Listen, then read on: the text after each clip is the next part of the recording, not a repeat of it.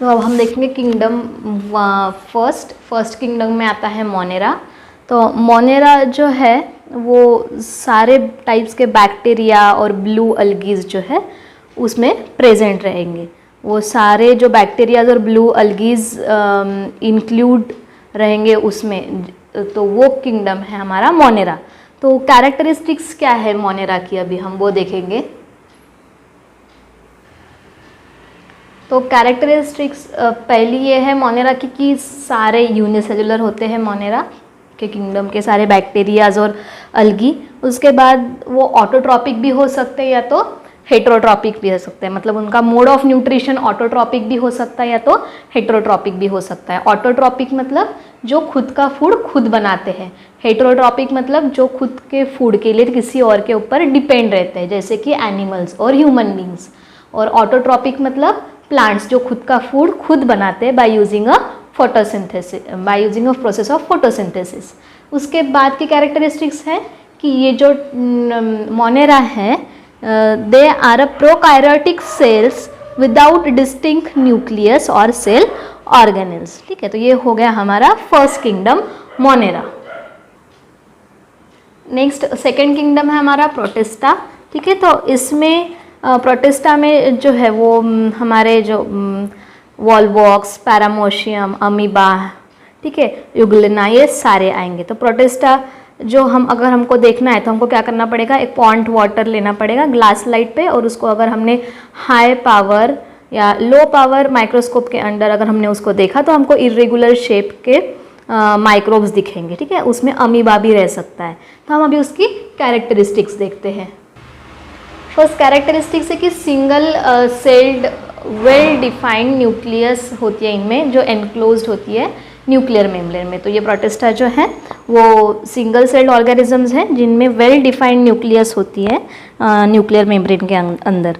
उसके बाद उनके पास सूडोपोडियाज होते हैं, या तो उनको हम लोग बोल सकते हैं हेयर लाइक सिलिया, ऐसे प्रोजेक्शंस रहते हैं हेयर जैसे, ताकि वो लोकोमोशन कर पाए, एक जगह से दूसरी जगह जा सके। ठीक है, तो थर्ड कैरेक्टरिस्टिक्स उसकी यह है कि फिर से वो ऑटोट्रॉप्स भी हो सकते हैं, हेट्रोट्रॉप्स भी हो सकते हैं। तो ऑटोट्रॉप्स में अलग अलग टाइप के एग्जाम्पल आते हैं।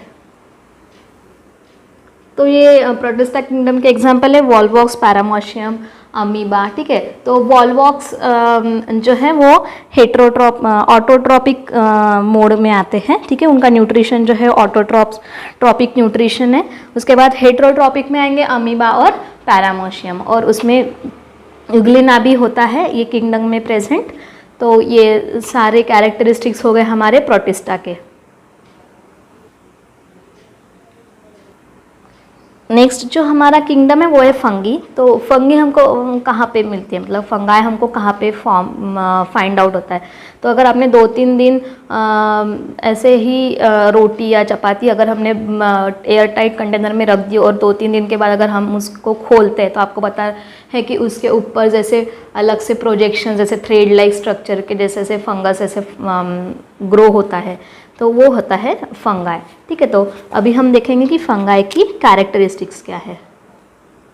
फर्स्ट कैरेक्टरिस्टिक्स जो है कि फंगाई जो है नॉन ग्रीन होते हैं, और यूकैरियोटिक्स भी होते हैं, मतलब मल्टीसेल्युलर भी होते हैं, और हेट्रोट्रॉपिक ऑर्गेनिजम्स है।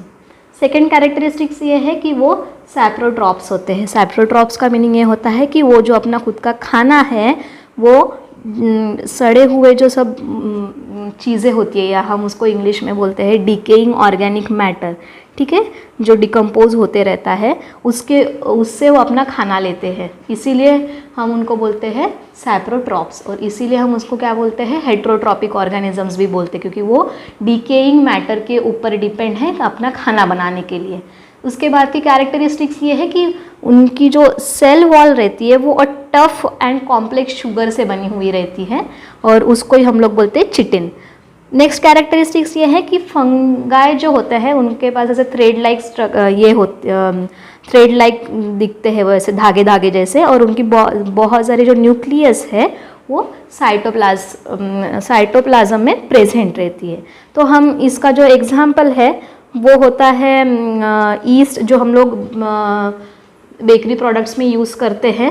ठीक है, और उसके बाद जो मशरूम, पेनिसिलियम, ये सारे जो है they are the example of fungi. Next concept जो है हमारा वो है क्लासिफिकेशन ऑफ माइक्रोब्स, वो देखेंगे अब हम। तो माइक्रो ऑर्गेनिजम्स जो है वो 2 टाइप्स में डिवाइड हुए हैं प्राइमरी, 2 टाइप्स में, प्रोकायरॉइड्स एंड यूकायरॉइड्स। और प्रोकायरॉइड्स जो होते हैं वो बैक्टीरिया में क्लासीफाई होते हैं। तो प्रोकायरॉइड्स बैक्टीरिया में, और यूकायरॉइड्स जो है, यूकायरॉइड्स होंगे classify protista, fungi and algae में। तो ये हो गया हमारा क्लासिफिकेशन ऑफ माइक्रोब्स। अभी हम देखेंगे बैक्टीरिया। तो बैक्टीरिया जो होते हैं वो यूनिसेलुलर होते हैं, इंडिपेंडेंट और पैरासिटिक ऑर्गेनिजम्स हैं, और बहुत सारे बैक्टीरियाज जो होते हैं वो कॉलोनीज फॉर्म करते हैं। कॉलोनीज मतलब ग्रुप में ही हमको दिखते हैं। और बैक्टीरिया का जो बैक्टीरियल सेल्स जो होते हैं वो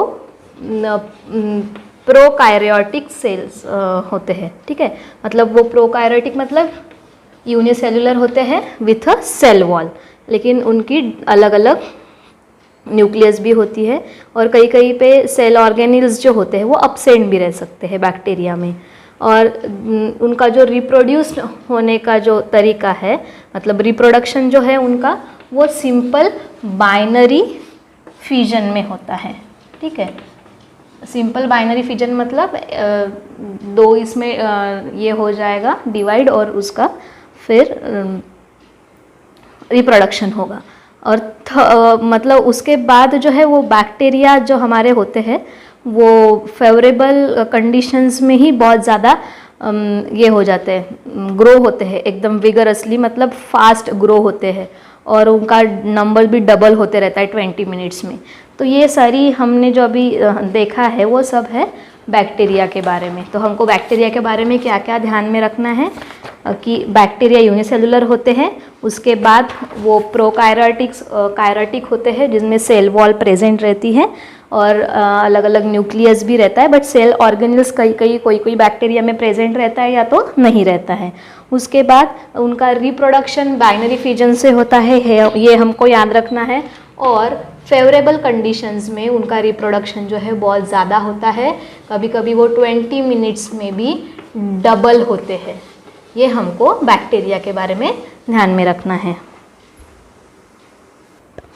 अभी हम देखेंगे प्रोटोजोआ के बारे में, ठीक है। तो प्रोटोजोआ में पैरामोशियम आता है, ठीक है, एंटा अमीबा आता है।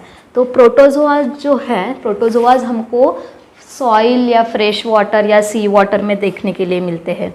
और प्रोटोजोआज जो होते हैं वो यूनिसेलुलर ऑर्गेनिजम्स है, यूकारियोटिक सेल, ठीक है, विथ यूकारियोटिक सेल। उसके बाद प्रोटोजोआज जो होते हैं उनमें बहुत ज़्यादा वेरिएशंस होता है। किस में वेरिएशंस होता है उनमें? उनके सेल स्ट्रक्चर में, ऑर्गन्स ऑफ लोकोमोशन में, और मोड ऑफ न्यूट्रिशन में। मतलब अलग अलग रहेगा सेल स्ट्रक्चर, कभी किसी का सिमिलर नहीं रहेगा सारे प्रोटोजोआज का, ठीक है। तो cell structure, organs of locomotion और मोड ऑफ न्यूट्रिशन जो है, इनमें हमको बहुत ज़्यादा वेरिएशन दिखेगा प्रोटोजोआज में। रिप्रोड्यूस होने का जो उनका वे है, it is a simple cell division, ठीक है। सिंपल सेल डिवीजन से वो रिप्रोड्यूस्ड होते हैं।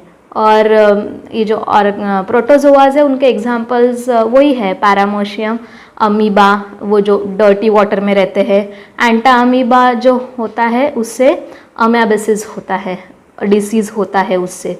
और उसके बाद Euglena autotrophic mode of nutrition रहता है वो प्रोटोजोआ का। तो ये सारा हो गया हमारा प्रोटोजोआ के बारे में।